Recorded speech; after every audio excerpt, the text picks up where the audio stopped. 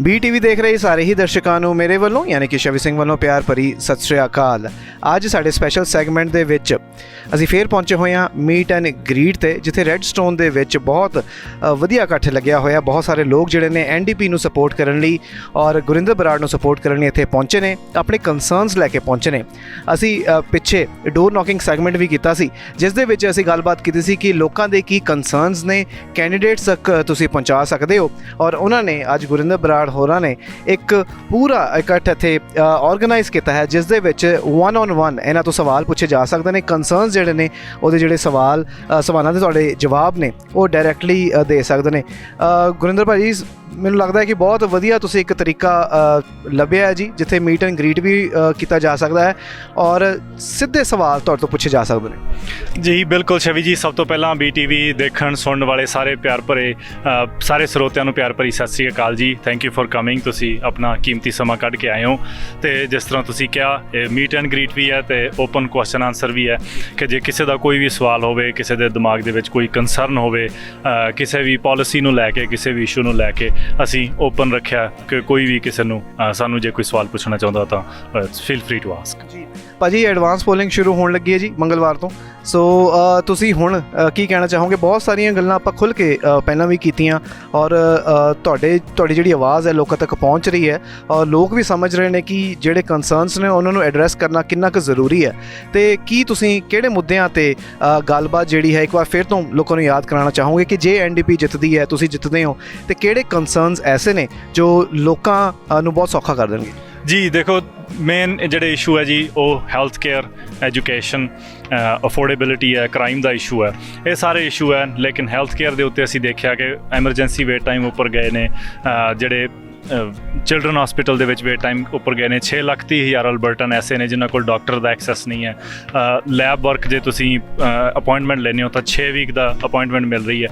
So basically ਇਹ health care ਨੂੰ ਲੈ ਕੇ ਇਸ਼ੂ ਨੇ ਔਰ ਅਲਬਰਟਾ NDP ਦੀ ਇਹ ਕਮਿਟਮੈਂਟ ਹੈ ਕਿ ਅਸੀਂ ਹੈਲਥ ਕੇਅਰ ਨੂੰ ਫੰਡ ਕਰਾਂਗੇ, ਅਸੀਂ ਐਜੂਕੇਸ਼ਨ ਨੂੰ ਫੰਡ ਕਰਾਂਗੇ। ਜਿਹੜਾ ਐਜੂਕੇਸ਼ਨ ਦਾ ਇਸ਼ੂ ਆ, ਖਾਸ ਕਰਕੇ ਜਿੱਥੇ ਆਪਾਂ ਖੜ੍ਹੇ ਹਾਂ ਰੈੱਡ ਸਟੋਨ ਦੀ ਕਮਿਊਨਿਟੀ ਦੇ ਵਿੱਚ, ਉੱਥੇ ਪਿਛਲੇ 4 ਸਾਲ ਤੋਂ UCP ਨੇ ਕੋਈ ਸਕੂਲ ਨਹੀਂ ਬਣਾਇਆ ਔਰ ਹੁਣ ਉਹ ਇਲੈਕਸ਼ਨ ਦੇ ਨੇੜੇ ਆ ਕੇ ਕਹਿ ਰਹੇ ਨੇ ਕਿ ਅਸੀਂ ਸਕੂਲ ਬਣਾਵਾਂਗੇ। ਉਹਨਾਂ ਕੋਲ 4 ਸਾਲ ਸੀਗੇ ਸਕੂਲ ਬਣਾਉਣ ਦੇ ਲਈ, ਉਹਨਾਂ ਕੋਲ ਕੈਬਨਿਟ ਦੇ ਉੱਤੇ ਸੀਟ ਸੀ, ਉਹਨਾਂ ਦੇ MLA ਸੀ, ਲੇਕਿਨ ਫਿਰ ਵੀ ਨਹੀਂ ਉਹ ਕਰ ਸਕੇ।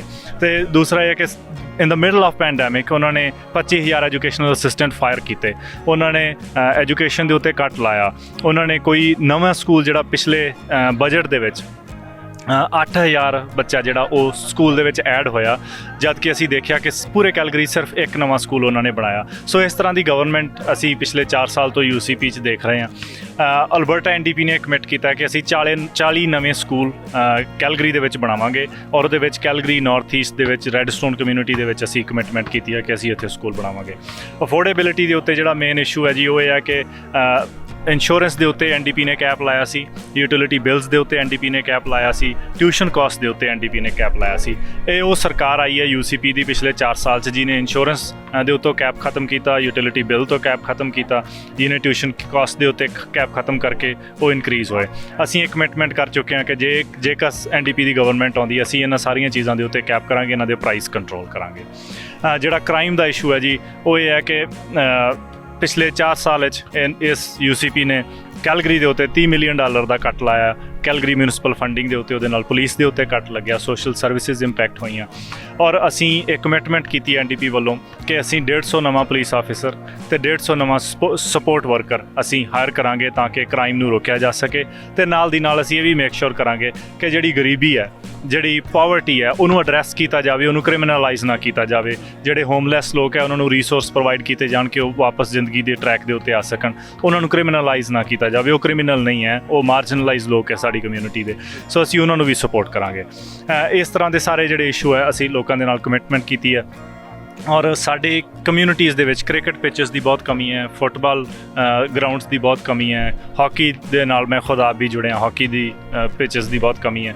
ਅਸੀਂ ਇਹ ਕਮਿਟਮੈਂਟ ਕੀਤੀ ਹੈ ਜੀ ਕਿ $175 ਮਿਲੀਅਨ ਅਸੀਂ ਕਮਿਟ ਕਰ ਰਹੇ ਹਾਂ ਤਾਂ ਕਿ ਨਵੇਂ ਹਾਕੀ ਗਰਾਊਂਡ, ਨਵੇਂ ਹਾਕੀ ਰੈਂਕਸ, ਨਵੇਂ ਫੁੱਟਬਾਲ ਦੇ ਗਰਾਊਂਡ, ਕ੍ਰਿਕਟ ਦੀਆਂ ਪਿਚਸ, ਸਾਰੇ ਕਬੱਡੀ ਦੇ ਪਿਚਸ, ਇਹ ਸਾਰੀਆਂ ਸਾਡੀ ਕਮਿਊਨਿਟੀ ਦੇ ਵਿੱਚ ਆ ਸਕਣ ਅਤੇ ਉਹਦੇ ਨਾਲ 1500 ਨਵੀਆਂ ਜੌਬਸ ਕ੍ਰੀਏਟ ਹੋ ਸਕਣਗੀਆਂ। ਜੀ ਕੁਝ ਸਵਾਲ ਸਾਨੂੰ ਪੁੱਛੇ ਗਏ ਨੇ ਜੀ, ਸਾਡੇ ਕਮੈਂਟ ਸੈਕਸ਼ਨ ਦੇ ਵਿੱਚ ਵੀ ਆਏ ਸੀਗੇ, ਸਾਨੂੰ ਵੀ ਪੁੱਛਣ ਤੁਹਾਡੇ ਤੋਂ ਪੁੱਛਣਾ ਚਾਹਿਆ ਲੋਕਾਂ ਨੇ ਕਿ ਇਹ ਜਿਹੜੀ ਗ੍ਰਾਂਟ ਕਹਿ ਰਹੇ ਨੇ ਕਿ ਐਕਸਟਰਾ ਕਰਿਕੂਲਰ ਐਕਟੀਵਿਟੀਜ਼ ਦੇ ਬੱਚਿਆਂ ਨੂੰ ਦਿੱਤੀਆਂ ਜਾਣਗੀਆਂ, $500 ਦੀ ਸ਼ਾਇਦ ਉਹ ਹੈਗੀ ਗ੍ਰਾਂਟ ਜੀ, ਇਹ ਮਿਲ ਸਕਦੀ ਹੈ ਜਾਂ ਤੁਸੀਂ ਉਹਦੇ ਵਿੱਚ ਕੀ ਹੈ ਥੋੜਾ ਕਲੀਅਰ ਕਰਕੇ ਸਾਡੀ ਆਡੀਅנס ਨੂੰ ਦੱਸੋ ਜੀ। ਸਰ ਉਹ ਗ੍ਰਾਂਟ ਨਹੀਂ ਹੈ, ਉਹ ਟੈਕਸ ਕ੍ਰੈਡਿਟ ਹੈ। ਫੋਰ ਐਗਜ਼ਾਮਪਲ ਕਿ ਕਿਸੇ ਬੱਚੇ ਨੇ ਹਾਕੀ ਖਰੀਦੀ, ਹਾਕੀ ਖੇਡਣ ਲਈ ਉਹ ਜਾਂਦਾ, ਉਹਦੀ ਹਾਕੀ ਦੇ ਉੱਤੇ ਜਿਹੜੀ ਕਾਸਟ ਆਈ ਹੈ ਉਹ $500 ਤੱਕ, ਉਹ ਜਿਹੜਾ ਤੁਸੀਂ ਟੈਕਸ ਤੁਸੀਂ ਭਰਿਆ ਉਹਦੇ 'ਚੋਂ ਅਸੀਂ ਵਾਪਸ ਤੁਹਾਨੂੰ ਦੇ ਦਿਆਂਗੇ। ਉਹ ਟੈਕਸ ਕ੍ਰੈਡਿਟ ਹੈ $500 ਦਾ ਪਰ ਚਾਈਲਡ ਅੰਡਰ 18। ਸੋ ਇਹ ਨਹੀਂ ਕਿ ਇੱਕ ਬੱਚੇ ਨੂੰ, ਜੇ ਤੁਹਾਡੀ ਫੈਮਿਲੀ 'ਚ ਇੱਕ ਤੋਂ ਜ਼ਿਆਦਾ ਬੱਚੇ, ਐਵਰੀ ਚਾਈਲਡ ਕੁਆਲੀਫਾਈਜ਼ ਫॉर दैट। ਜਿਹੜੀ ਐਕਸਟਰਾ ਕਰਿਕੂਲਰ ਐਕਟੀਵਿਟੀਜ਼ ਹੁੰਦੀਆਂ ਨੇ, ਜਿਵੇਂ ਉਹਦੇ 'ਚ ਮਾਰਸ਼ਲ ਆਰਟਸ ਵੀ ਆਉਂਦੀਆਂ ਜਾਂ ਹੋਰ ਵੀ ਚੀਜ਼ਾਂ ਆਉਂਦੀਆਂ ਨੇ, ਉਹਦੇ ਵਿੱਚ ਵੀ ਕੁਝ ਕੀਤਾ ਜਾਊਗਾ? ਹਾਂਜੀ, ਕੱਲੀ ਹਾਕੀ ਨਹੀਂ ਹੈ ਇਹਦੇ ਵਿੱਚ, ਸਪੋਰਟਸ, ਮਿਊਜ਼ਿਕ, ਕੋਈ ਵੀ ਐਕਸਟਰਾ ਕਰਿਕੂਲਰ ਐਕਟੀਵਿਟੀ ਹੈ ਉਹ ਸਾਰੀਆਂ ਇਨਕਲੂਡਡ ਨੇ। ਸੋ ਭਾਜੀ ਅੱਜ ਮੈਨੂੰ ਪਤਾ ਤੁਸੀਂ ਬਹੁਤ ਬਿਜ਼ੀ ਹੋ, ਬਹੁਤ ਸਾਰੇ ਲੋਕ ਜਿਹੜੇ ਨੇ ਤੁਹਾਡੇ ਨਾਲ ਗੱਲਬਾਤ ਕਰਨਾ ਚਾਹੁੰਦੇ ਨੇ, ਸਵਾਲਾਂ ਦੇ ਜਵਾਬ ਤੁਹਾਡੇ ਤੋਂ ਮੰਗਣਾ ਚਾਹੁੰਦੇ ਨੇ, ਉਹ ਇੱਕ ਓਪਨ ਸੈਸ਼ਨ ਵੀ ਇੱਥੇ ਲੱਗੂਗਾ। ਕੀ ਕਹਿਣਾ ਚਾਹੋਗੇ ਜਾਂਦੇ ਜਾਂਦੇ ਸਾਡੇ ਜਿੰਨੇ ਵੀ ਵਿਊਅਰਸ ਨੇ ਉਹਨਾਂ ਨੂੰ? ਜੀ ਸਾਰਿਆਂ ਨੂੰ ਮੈਂ ਇਹ ਬੇਨਤੀ ਕਰਨੀ ਚਾਹੁੰਦਾ ਕਿ ਇਹ ਇਲੈਕਸ਼ਨ ਜਿਹੜੀ ਹੈ ਅਲਬਰਟਾ ਦੀ ਹਿਸਟਰੀ ਦੀ ਸਭ ਤੋਂ ਇੰਪੋਰਟੈਂਟ ਇਲੈਕਸ਼ਨ ਹੈ। This election is about trust, leadership, integrity and honesty, ਕਿ ਕਿਹੜਾ ਉਹ ਲੀਡਰ ਹੈ ਜਿਹਨੂੰ ਤੁਸੀਂ ਟਰਸਟ ਕਰਦੇ ਹੋ, ਕਿਹੜਾ ਉਹ ਲੀਡਰ ਹੈ ਜਿਹੜਾ ਓਨੈਸਟ ਗਵਰਨਮੈਂਟ ਲੀਡ ਕਰ ਸਕਦਾ ਹੈ।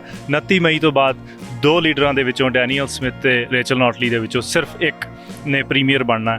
ਔਰ ਸਾਨੂੰ ਪਤਾ ਹੈ ਕਿ ਇੱਕ ਪਾਸੇ ਡੈਨੀਅਲ ਸਮਿਥ ਹੈ ਜਿਹੜੇ ਅਨਪ੍ਰੈਡਿਕਟੇਬਲ ਹੈ, ਜਿਹੜੇ ਸਵੇਰ ਹੋਰ ਗੱਲ ਕਰਦੇ ਆ, ਸ਼ਾਮ ਨੂੰ ਹੋਰ ਗੱਲ ਕਰਦੇ ਆ, ਔਰ ਦੂਸਰਾ ਉਹ 11 ਮਿੰਟ ਦੀ ਕਾਲ ਦੇ ਉੱਤੇ ਆਰਥਰ ਪਲਵੋਸਕੀ ਵਰਗੇ ਕਨਵਿਕਟਡ ਕ੍ਰਿਮੀਨਲ ਦੇ ਨਾਲ ਨੇ, ਤੇ ਦੂਸਰੇ ਪਾਸੇ ਰੇਚਲ ਨੋਟਲੀ ਹੈ ਜਿਹੜੇ ਓਨੈਸਟ ਗਵਰਨਮੈਂਟ ਜਿਨ੍ਹਾਂ ਨੇ 4 ਸਾਲ ਦੇ ਵਿੱਚ ਚਲਾਈ।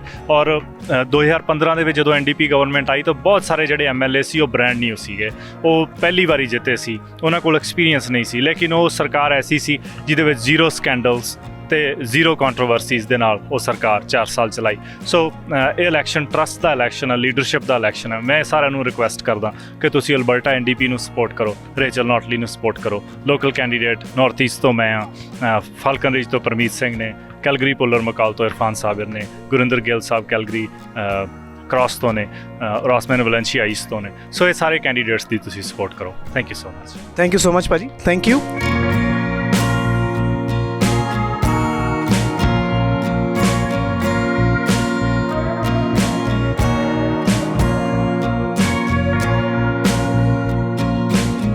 ਸਾਡੇ ਕਾਮਲ ਲੋਕ ਬੁੱਢਿਆਂ ਵਾਸਤੇ ਕੈਨੀ ਨੇ ਜਿਹੜੇ 2 ਸਾਲ ਬਾਅਦ ਆਪਣੇ 75 ਸਾਲ ਤੋਂ ਬਾਅਦ ਆਪਣੇ ਡਰਾਈਵਿੰਗ ਲਾਇਸੈਂਸ ਰਿਵਿਊ ਕਰਦੇ ਸੀ। ਪਹਿਲਾਂ ਜਿਹੜਾ ਮੈਡੀਕਲ ਸਰਟੀਫਿਕੇਟ ਲੈਣਾ ਪੈਂਦਾ ਹੁੰਦਾ ਸੀ ਉਹ ਗੌਰਮੈਂਟ ਦਿੰਦੀ ਸੀ, ਇਹ ਕੈਨੀ ਨੇ 1921 ਤੋਂ ਇਹ ਬੰਦ ਕਰ ਦਿੱਤਾ। ਹੁਣ ਹਰੇਕ ਜਿਹੜਾ 75 ਸਾਲ ਤੋਂ ਉੱਪਰ ਹੋ ਜਾਊਗਾ 2 ਸਾਲ ਬਾਅਦ ਉਹਨਾਂ ਨੂੰ ਸਿਰਫ 2 ਸਾਲ ਦਾ ਡਰਾਈਵਿੰਗ ਲਾਇਸੈਂਸ ਮਿਲਣਾ। ਉਹ ਉਹਨਾਂ ਨੇ ਆਪ ਪੇਮੈਂਟ ਕਰਨੀ ਪੈਂਦੀ ਹੈ $80। ਨੰਬਰ 2, ਸਾਡੇ ਕੋਈ ਨੇੜੇ ਰੈਡ ਸਟੋਰ ਲੈ ਲਓ, ਸਕਾਈ ਵਿਊ ਲੈ ਲਓ, ਕਾਰਨਰ ਸਟੋਰ ਲੈ ਲਓ, ਇੱਥੇ ਕੋਈ ਪਬਲਿਕ ਸਕੂਲ ਨਹੀਂ ਹੈ। ਜਿਹੜੇ ਵੱਡੇ ਸਾਨੂੰ ਦੂਰ ਜਾਣਾ ਪੈਂਦਾ ਅਤੇ ਨਾਲੇ ਇੱਥੇ ਆਪਣੇ ਵੱਡੇ ਸੈਕਸ਼ਨ ਬਹੁਤ ਆ, ਬੱਚੇ ਬਹੁਤ ਇੱਕ ਸੈਕਸ਼ਨ ਦੇ ਵਿੱਚ। ਉਹਨਾਂ ਨੇ NDP ਨੇ ਅਸਿਸਟੈਂਟ ਲਾਏ ਸੀ ਟੀਚਰ, ਇਹਨਾਂ ਨੇ ਉਹ ਵੀ ਬੰਦ ਕਰ ਦਿੱਤੇ। ਤੁਸੀਂ ਸੋਚ ਕੇ ਵੋਟ ਪਾਉਣੀ ਹੈ ਜਿਹੜੀ ਸਾਨੂੰ ਆਪਣੇ ਫਾਇਦੇਮੰਦ ਹੋਵੇ। ਨੰਬਰ 2, ਇਹ ਕੈਨੀ ਜਦ ਹਟਿਆ ਉਦੋਂ ਜਦ ਲਾਇਆ ਇਹ ਸਾਡੇ ਹੈਲਥ ਕੇਅਰ ਦੇ ਬੈਨੀਫਿਟ ਬੰਦ ਕਰਨ ਲੱਗੇ ਸੀ। ਸੋ ਇਸ ਕਰਕੇ ਤੁਸੀਂ ਸੋਚ ਕੇ ਵੋਟ ਪਾਇਓ। ਕਿਸੇ ਇਹ ਨਹੀਂ ਮੇਰਾ ਰਿਸ਼ਤੇਦਾਰ ਜਾਂ ਆਪ ਹੈ, ਆਪਦੇ ਲਾਭ ਲਈ ਪਾਏ। ਵਾਹਿਗੁਰੂ ਖਾਲਸਾ, ਵਾਹਿਗੁਰੂ ਜੀ ਕੀ ਫਤਿਹ।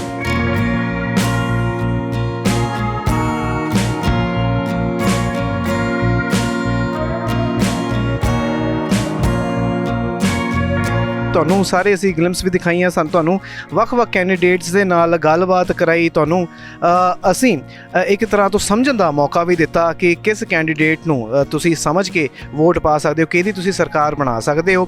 ਸਾਡਾ ਮਕਸਦ ਇਹ ਹੈ ਕਿ ਤੁਹਾਡੇ ਤੱਕ ਜਿਹੜੀ ਇਹਨਾਂ ਦੀ ਗੱਲਬਾਤ ਹੈ, ਜਿਹੜੀ ਇਹਨਾਂ ਦੀ ਆਵਾਜ਼ ਹੈ ਉਹ ਪਹੁੰਚਾਈ ਜਾਵੇ। ਉਸ ਤੋਂ ਬਾਅਦ ਤੁਹਾਡੀ ਮਰਜ਼ੀ ਹੈ ਕਿਸ ਪਾਰਟੀ ਦੀ, ਕਿਸ ਕੈਂਡੀਡੇਟ ਦੀ ਸਰਕਾਰ ਬਣਾਉਣੀ ਹੈ, ਕਿਹੜੀ ਜਿਹੜੀ ਵੀ ਤੁਹਾਡੀ ਰਾਈਡਿੰਗ ਹੈ ਉਸ ਰਾਈਡਿੰਗ ਦੇ ਵਿੱਚ ਤੁਸੀਂ ਕਿਹਨੂੰ ਜਿਤਾਉਣਾ ਹੈ, ਆਪਣੇ ਘਰ ਦੇ ਬਾਹਰ ਜਿਹੜਾ ਤੁਸੀਂ ਬੋਰਡ ਲਾਉਂਦੇ ਹੋ, ਸਾਈਨ ਲਾਉਂਦੇ ਹੋ, ਉਹ ਕਿਹਦਾ ਲਾਣਾ ਹੈ, ਉਹ ਸਾਰਾ ਕੁਝ ਤੁਹਾਡਾ ਆਪਣਾ ਡਿਸੀਜਨ ਹੈ ਜੀ। ਸਾਡਾ ਇਹ ਮਕਸਦ ਹੈ ਕਿ ਤੁਹਾਡੇ ਤੱਕ ਇਨਫੋਰਮੇਸ਼ਨ ਜਿਹੜੀ ਹੈ ਉਹ ਪਹੁੰਚਾਈ ਜਾਵੇ, ਭਾਵੇਂ ਉਹ ਡੋਰ ਨੌਕਿੰਗ ਸੈਗਮੈਂਟ ਤੋਂ ਹੈ, ਭਾਵੇਂ ਅਸੀਂ ਜਿਵੇਂ ਇੱਦਾਂ ਦਾ ਮੀਟ ਐਂਡ ਗ੍ਰੀਟ ਹੈ ਉੱਦਾਂ ਤੁਹਾਡੇ ਤੱਕ ਅਸੀਂ ਪਹੁੰਚ ਸਕੀਏ। ਸਾਨੂੰ ਤੁਸੀਂ ਬਹੁਤ ਪਿਆਰ ਦੇ ਰਹੇ ਹੋ, ਤੁਹਾਡੇ ਸਾਰਿਆਂ ਦਾ ਬਹੁਤ ਬਹੁਤ ਸ਼ੁਕਰੀਆ ਜੀ। ਇੱਦਾਂ ਹੀ ਪ੍ਰੋਗਰਾਮ ਲੈ ਕੇ ਤੁਹਾਡੇ ਨਾਲ ਤੁਹਾਡੇ ਕੋਲ ਅਸੀਂ ਹਾਜ਼ਰ ਹੁੰਦੇ ਰਵਾਂਗੇ। ਤੁਸੀਂ ਸਿੰਪਲੀ ਦੇਖਦੇ ਰਹਿਣਾ ਹੈ BTV, B positive, B yourself.